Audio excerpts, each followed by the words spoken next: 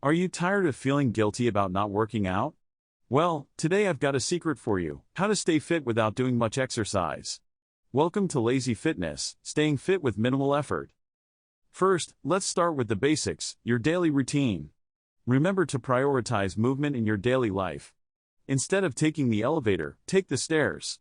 Park your car a little farther away and walk those extra steps. It may not seem like much, but these small changes add up.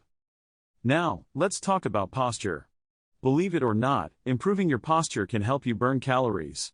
Sit up straight or engage your core while sitting, and you'll be surprised at how many muscles you're working without even trying. Next, let's focus on efficient workouts. Instead of spending hours at the gym, try high-intensity interval training, also known as HIIT.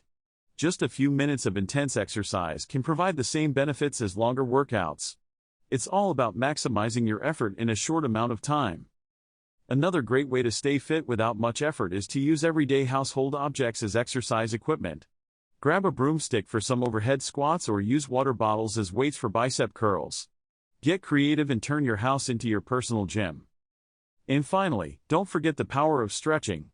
Incorporating regular stretching into your day can improve your flexibility, reduce muscle tension, and even help with digestion.